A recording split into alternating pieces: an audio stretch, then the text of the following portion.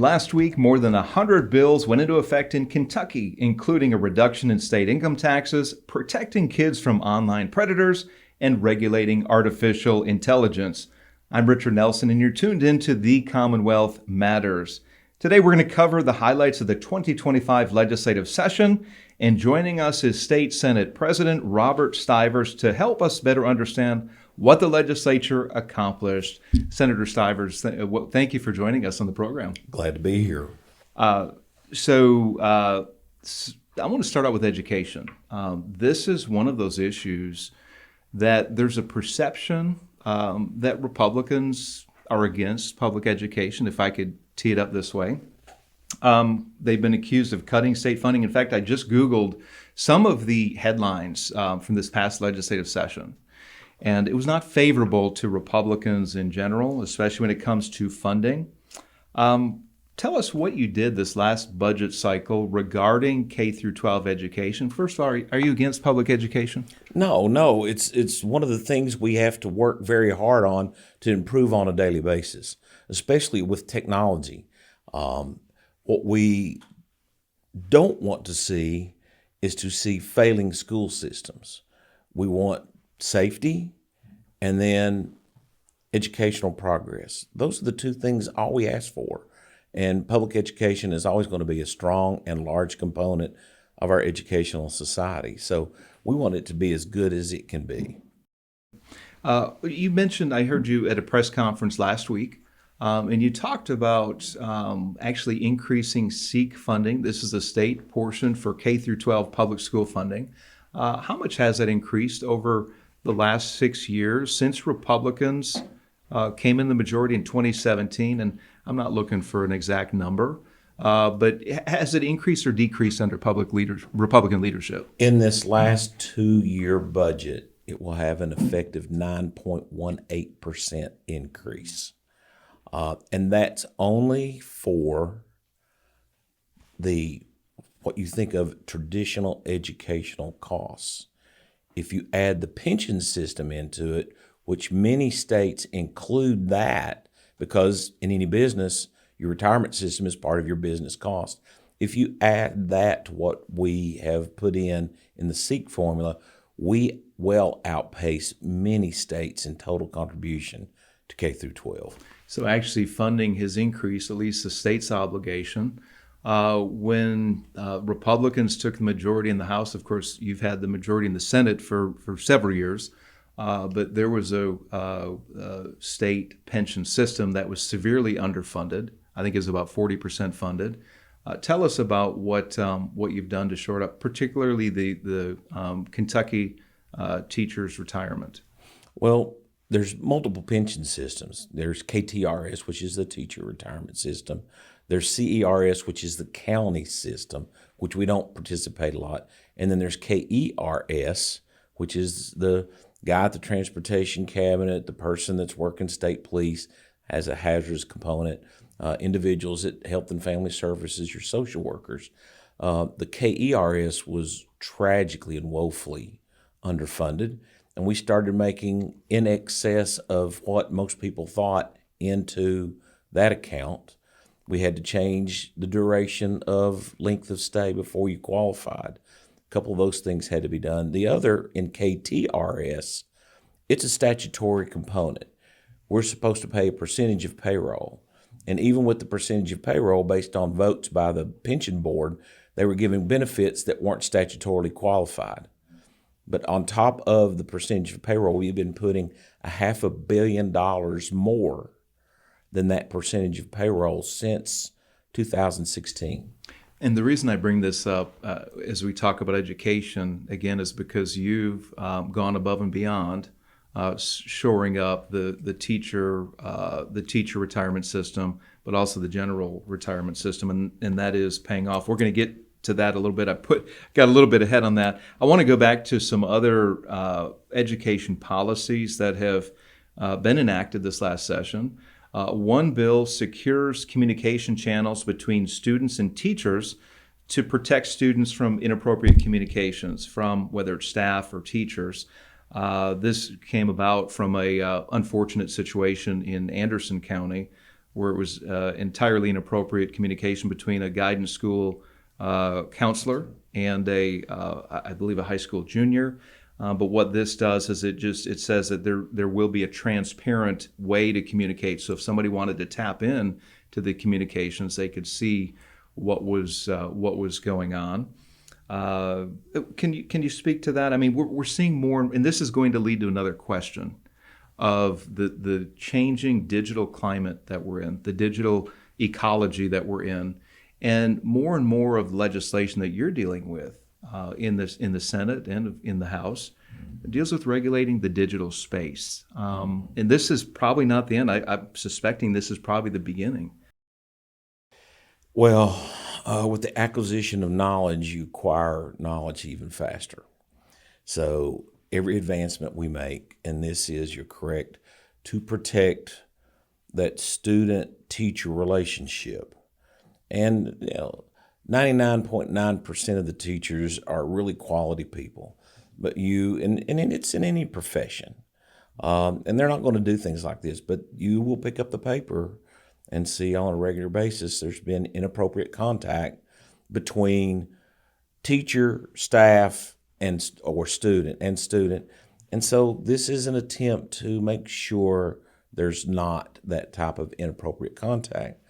It is, where you have a coach relationship, something where you need to communicate in this digital age. It does become easier, but it's to make sure that everybody knows who is talking to who and what about.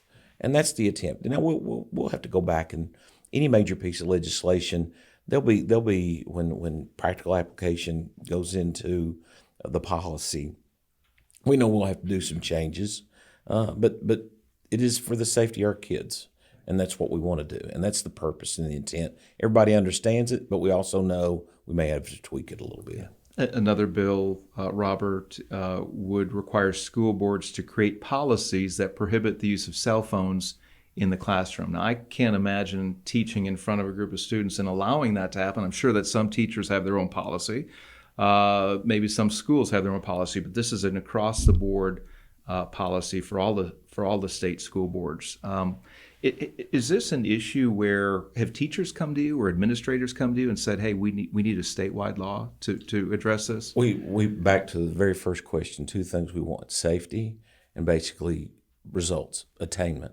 When you don't have monitoring of some communications, that affects safety. When you have a cell phone in the room, that's distracting. It can be distracting to the entity or the individual that's using it, or somebody next to them. Something's buzzing, we get that dreaded buzz. So that affects the ability to concentrate and have good attainment levels. And we were hearing it from a lot of people. And it can also be a security. My parent, I want my child to have that if I need to have access to them, something happens to them. But you don't want that distracting them in the classroom. They need to be focused, and we want attainment. And that prohibits them really from having maximum focus and appropriate attainment. Right. The goal of our kids going through school is that they learn, that they're focused on the teacher. But I think there's perhaps a larger lesson here, and that's that as a society, across the board, not just kids, but we're distracted. The phone. I had to put my phone on Do Not Disturb, and I have to be deliberate about keeping that thing from distracting me. But as we, as a people, as a society, are distracted by these things, and if we're controlled by it, we can't focus on one another. Well, and this is the lesson that our kids are learning. And I'm going to say, what's your age? You don't have to answer that. But you as an adult are more disciplined and less likely to be distracted than a student is. So why give a greater access to something that is a distractor than when we know it's distracting as adults to a teenager? Yeah, no, that's a very, very good point, and that's an issue I suspect is going to come up in the future. You're going to be dealing with this again, and maybe tweaking and refining as new situations emerge. Another bill related to education in Kentucky K-12 schools requires that high school graduates have 1 credit of financial literacy before graduating. What was the thinking behind this? Did you have a lot of support for this, or was there a lot of resistance to this bill? Tell us a little bit more about financial literacy requirement for graduation. Well, in the realm of the school personnel, some of them are saying you're mandating something else for us to teach. So there is some resistance on the outside, but I think as legislators, Democrat and Republicans, we hear of so many times and instances that somebody will say, we just didn't understand literally how you balance a checkbook sometimes. It's not a checkbook, it's back to technology. Can I interrupt and say Yeah. something? You're dating yourself by I saying know. that, because our young people, and I date myself when I say that, our young people don't know what a checkbook is. I get the idea of what you're saying. And that's what I'm saying. You're balancing a checkbook. It may not be the traditional checkbook as we know it, but guess what? I still write checks. But it's getting on the computer and looking there and making sure your debits and credits balance out so you don't get overdrawn. To understand a bank mortgage, to understand budgeting, that, wait a minute, you got to pay the electric bill and all these different things related to groceries and your car payment, your insurances. And students get out and they've got a job, and it's like, wait a minute, we've never done this. And so, to give them financial literacy and also understanding, not just the day-to-day, writing the check for your insurance, your homeowners, your electric bill, all those things, but understanding how you save and provide for that bump in the road, or when you're 20 years old, you're not thinking about retirement. But get that in your mind, because it makes a difference when you put that dollar in at 20. It's going to be worth a lot more when you retire at 65. Hi, Richard Nelson here with the Commonwealth Policy Center. Have you found yourself frustrated and angry about the direction of the country? Maybe you're watching Fox News and you see what's happening in Congress or in other parts of the country. Let me encourage you to turn your frustration and energy into a positive direction. Have you considered running for local office? And listen to me for a minute. You can have a greater impact on local elections and on policy decisions if you serve in local government. School board, for example, they set curriculum decisions and tax policy. How about city council or fiscal court?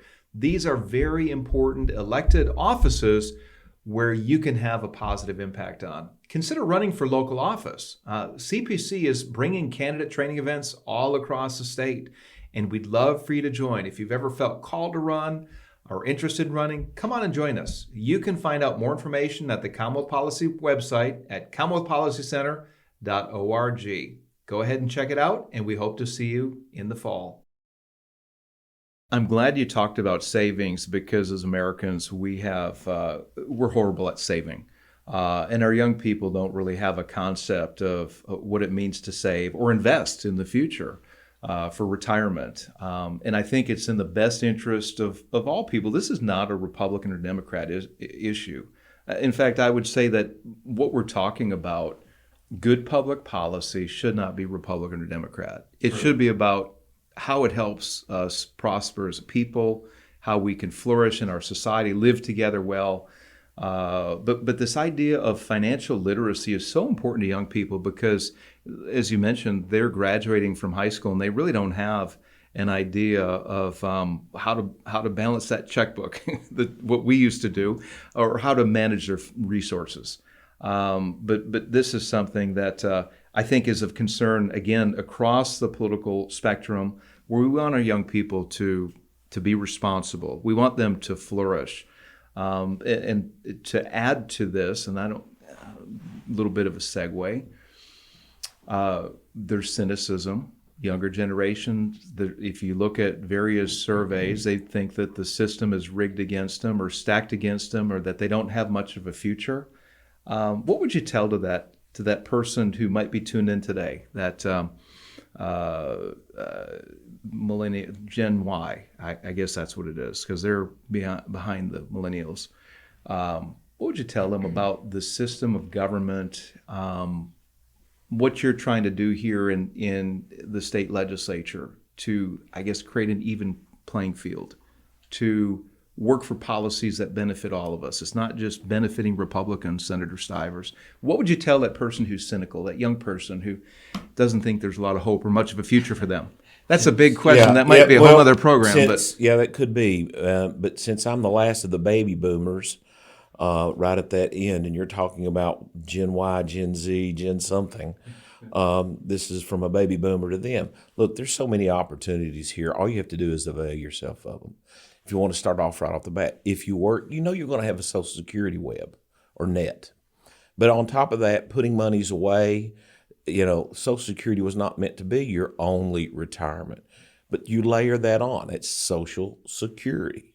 It is to secure your place in society. So you do that and you start young, you put things away, put that $10 a paycheck in, and it starts accumulating. The power of compounding, that's there. So you can know that when you get to the end of your work life, that you'll have something there to enjoy your retirement. So many other tools and tax codes that when you start having children, create that college fund that's tax exempt until you bring it out to be educated, be it in a vocational or technical training or traditional college. So there is a system set up there for this generation or whatever generation they want to classify themselves to be, to have so many tools to succeed. And that's what I would tell them. All you need to do is reach out and grab it, because there are things that will be helpful to you. Yeah, very good. Moving on to another really contentious issue dealing with policy in higher ed is DEI, Diversity, Equity, Inclusion Policy, which many of our universities across the country have adopted various forms or various policies.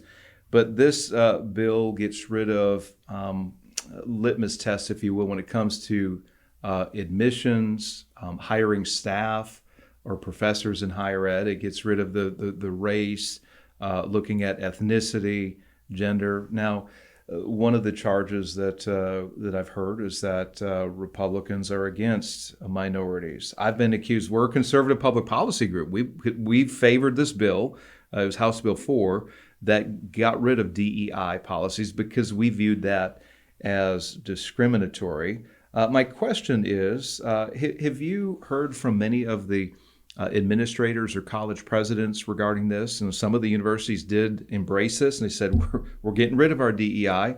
I think some may have dug their heels in. But what have you heard from higher ed leadership since that bill has passed?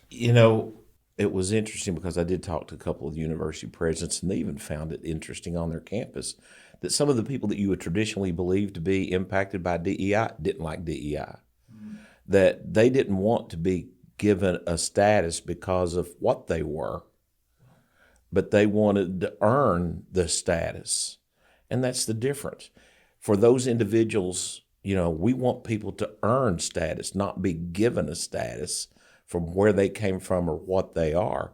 But for individuals who need help, and this is one of the big things that was brought up, what about first generation attendees to college? Oh no, we want to make sure they have every opportunity. We have scholarships out there. Individuals that need additional help attaining a dream, we want to make those types of things available, but you're not given a status. And that's basically what that was. We are giving people a status without them having to earn it. And this is in line with the American ideal that we should be a colorblind society, that we have equal opportunity before the law, and that there shouldn't be laws or provisions or policies put in place that benefit somebody based on their external characteristics. We're a merit-based society. And that's what I think this bill, House Bill 4, does. It gets back to, look, if you do well in school and if you score well on a test, then you can get into this college or university. If you're able to complete the coursework, then you get a degree. If you do well in your field, then you can get a job in that field and hopefully make it up the ladder, if you will. But that's something that really, it seems that this whole DEI has come to a head, especially since the last presidential election, where I think a large number of Americans believe that these policies are stacked against certain Americans because of their color, And I don't want to go too far into the political analysis, but I think that seems to be there's strong pushback against the DEI regime, if you will. Well, there even of people who would qualify, we heard, but we have to make sure for those that are coming from disadvantaged backgrounds that they do have access to tools to help them overcome those. And that's, I think, Pell Grants, KTG, CAP, those types of things are out there.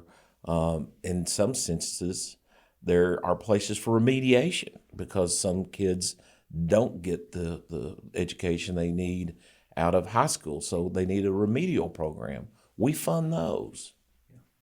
We do know that education is important for our young people to have some skills first of all to be able to read and write and do basic math, but then to get a skill, whether it's a certificate, 2-year degree, or a 4-year. We want our kids to be educated, and that's something that I know you and the Republican legislature you have supported on various paths to success when it comes to education. Well, and I want to say this. I think if you were to look at my Democrat colleagues in either chamber, the question is not, do we want to see our children educated? It's how do we want to have them educated? There's no disagreement that we want people to get technical certificates. And I have 2 children that have taken totally different paths. One has the lineman's training, the substation technology, diagnostic computer skills that he went through, the technical side. My daughter went the traditional way. She's a master's level biomedical engineer.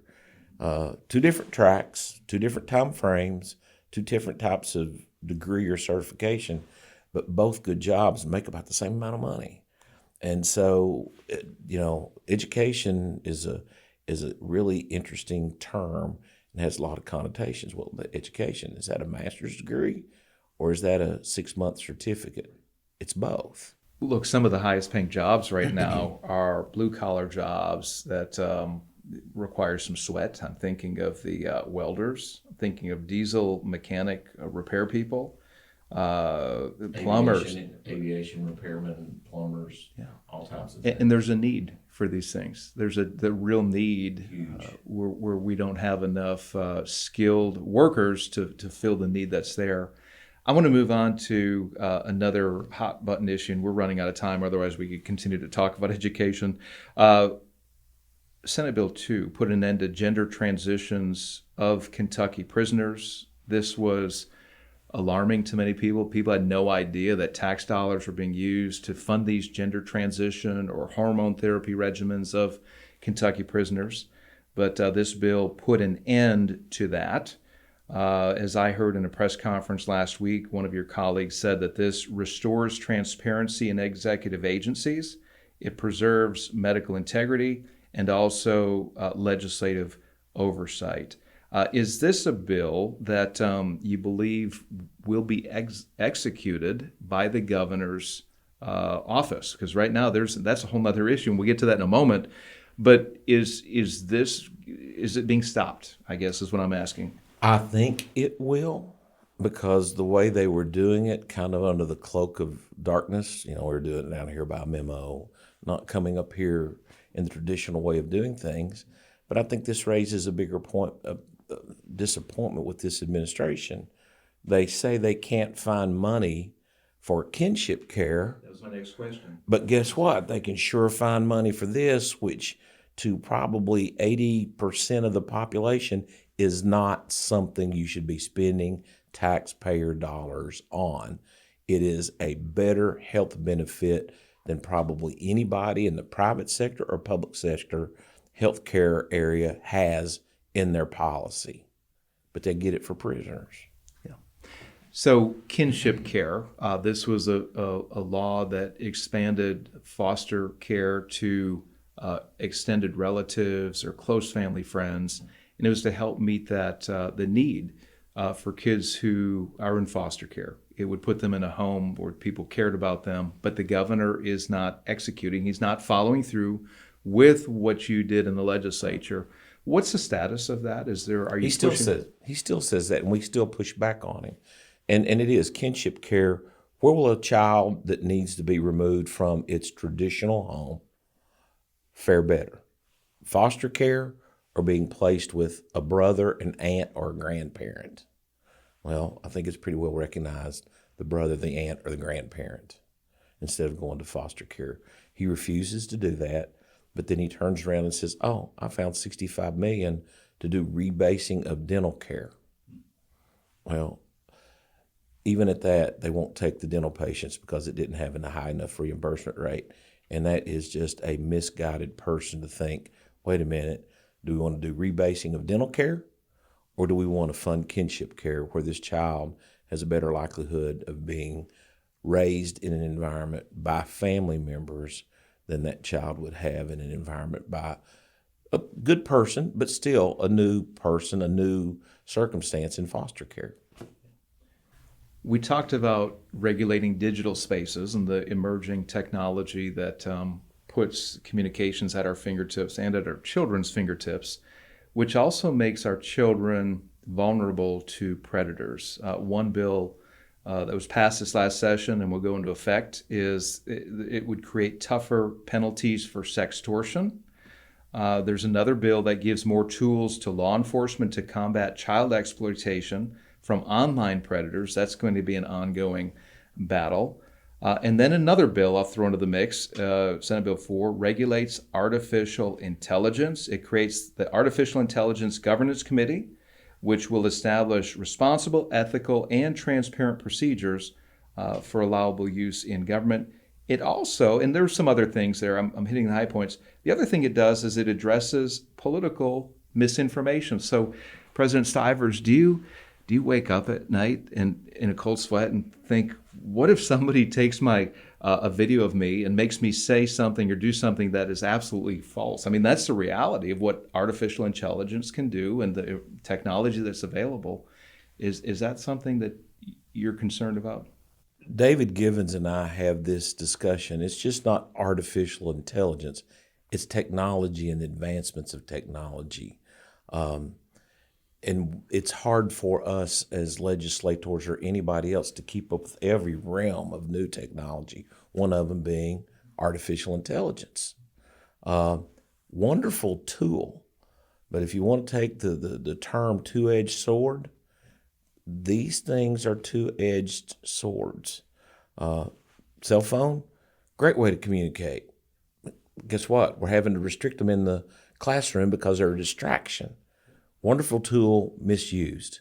Artificial intelligence, wonderful tool, but has the ability to be misused. I don't worry about that in the sense they're going to do something like that to me, because you'll know it. People will know that, and you'll be able to restrict it. But it's terrible that we have to go out and legislate it now because people are doing that. President Stivers, one significant move that the legislature's made, not just this last session, but over the last few years, is to phase out the state income tax.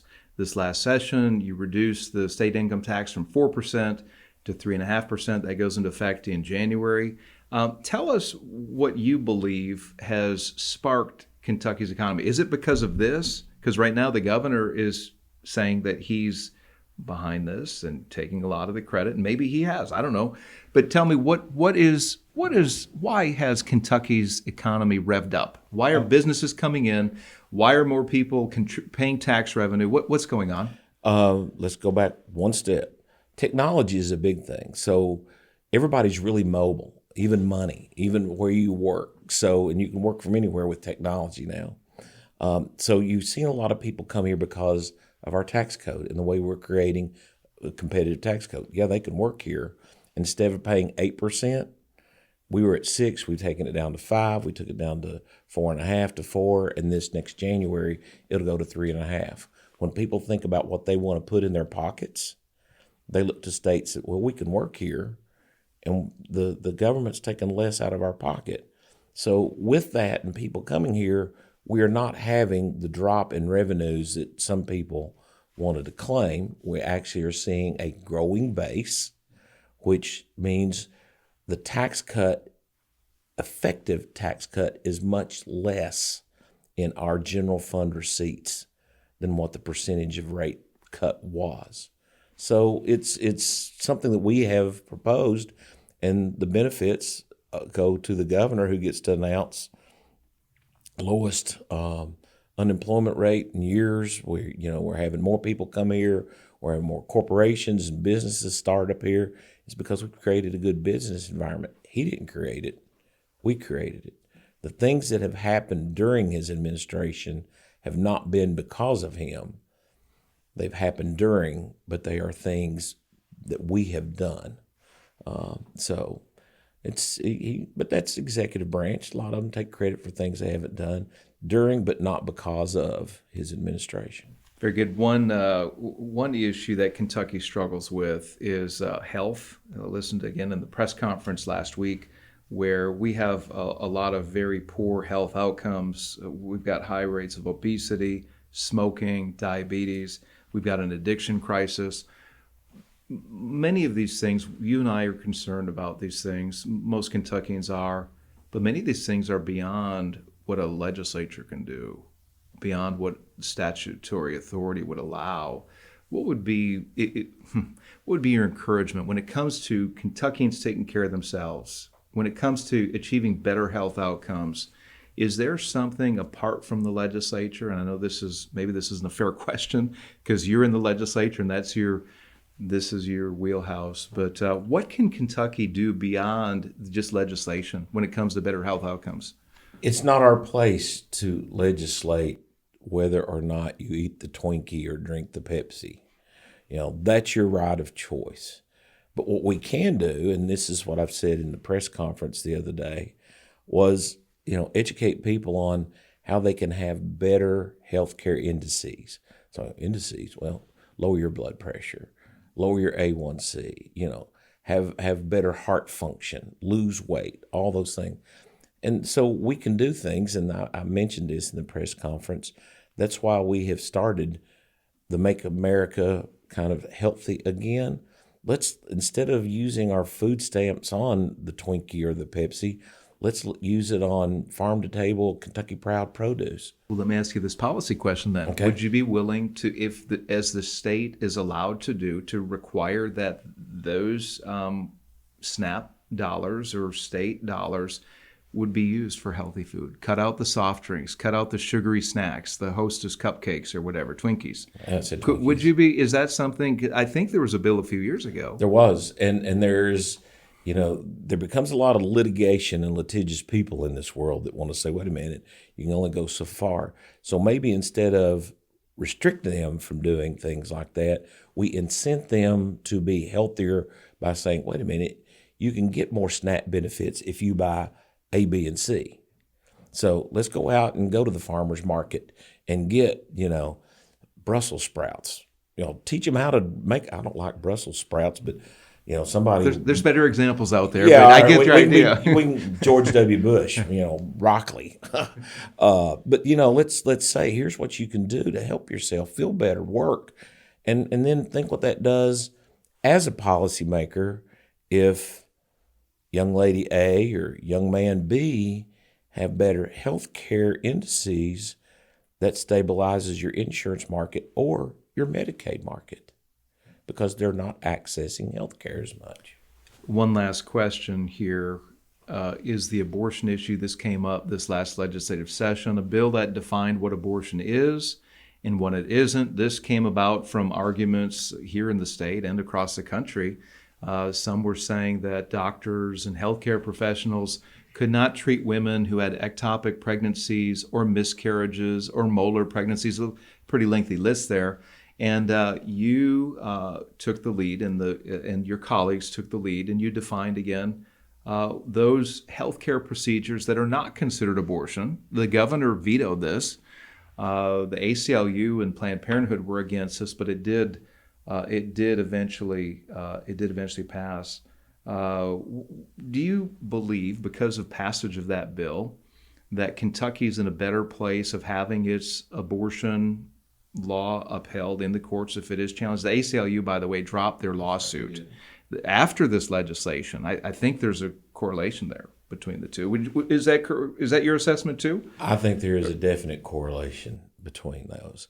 And I think this was an appropriate bill because there had been, let's go back to artificial intelligence and how you can get misinformation. This wasn't artificial intelligence, but it was definitely misinformation because people were going out there saying, wait a minute, where the life of the mother is at risk, you can't have an abortion. That's always been in the black letter of the law. And an ectopic pregnancy is one of those that neither are going to live if you let it go full term. But people were using that as an example, which was misinformation.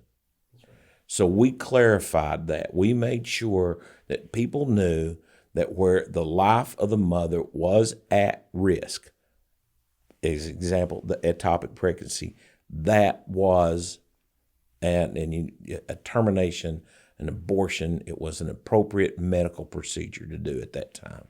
Very good. State Senate President Robert Stivers, thank you for your leadership in Kentucky, and thank you for joining us on the Commonwealth Matter.